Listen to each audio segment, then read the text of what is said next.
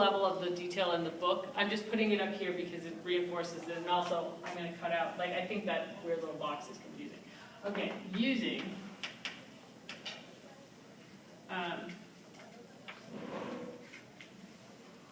let's put it in the other direction. Okay. Going back.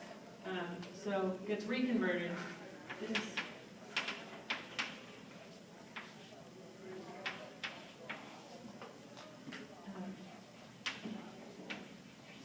I'll put this one over here. So this is the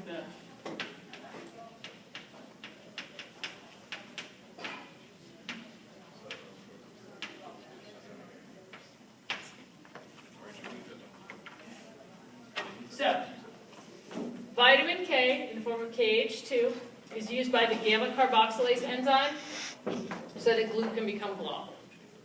When that happens, you end up with this vitamin KH2 3-epoxide, otherwise known as K greater than O.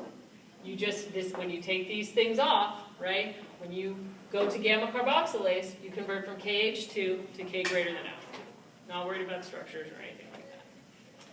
In order to run this process again, you have to go back to KH2. You have to recycle this K greater than O so you can go back to KH2.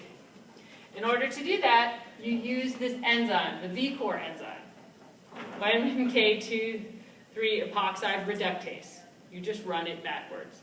I will give you the mnemonic that I use to remember this. It's not direct, but in the first Star Trek movie from like 1979, there's this little satellite that goes out, and he comes back and he's like, V'ger, V'ger, V'ger, trying to figure out what that is. Voyager 1. Yeah, so this makes me think of that. And then I think Star Trek, and then I remember the enzyme.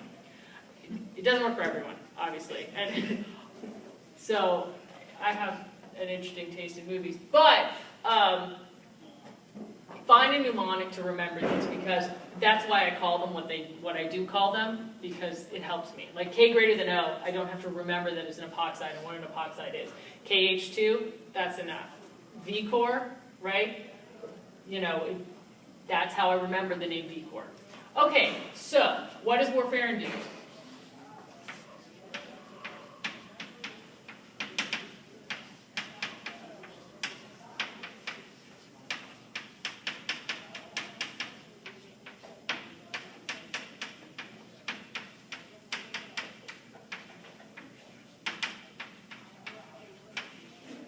So, warfarin stops the activity of VCOR, so you can't recycle.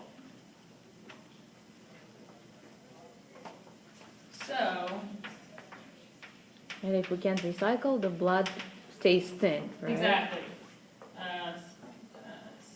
Stops.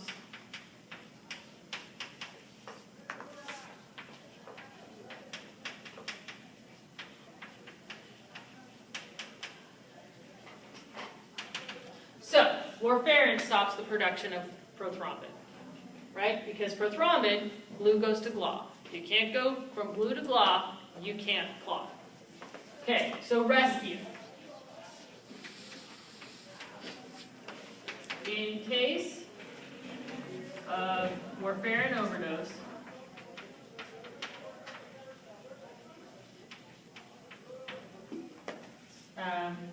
you give vitamin K so that it doesn't matter if you can recycle or not.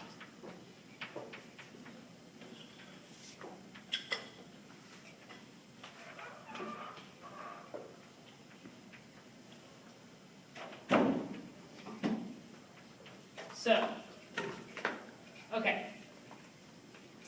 If you've got enough fresh vitamin K, all that you're doing is just waiting out the overdose. You're just waiting till your liver breaks down the warfarin so that you don't die of lack of blood clotting ability.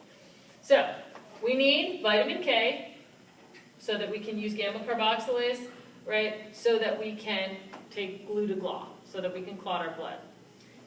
We use warfarin in the case where we don't want to clot, and we inhibit the enzyme so you can't recycle. So you're making less prothrombin because you just have less vitamin KH2 available in the cells, so you just don't make enough, right? You don't make enough glue to GLA, so you lower your prothrombin.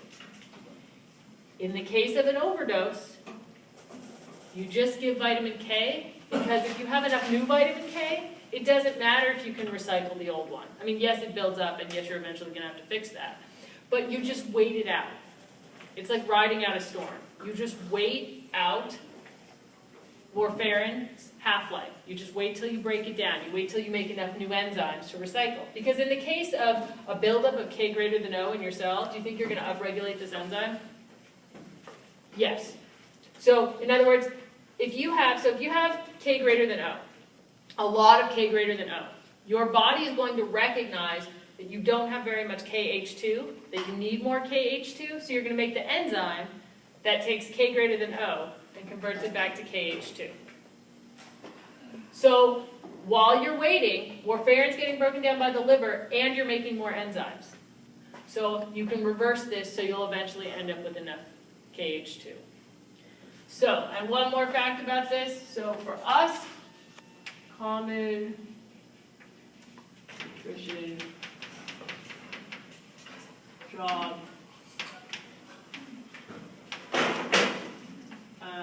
vitamin in diets, people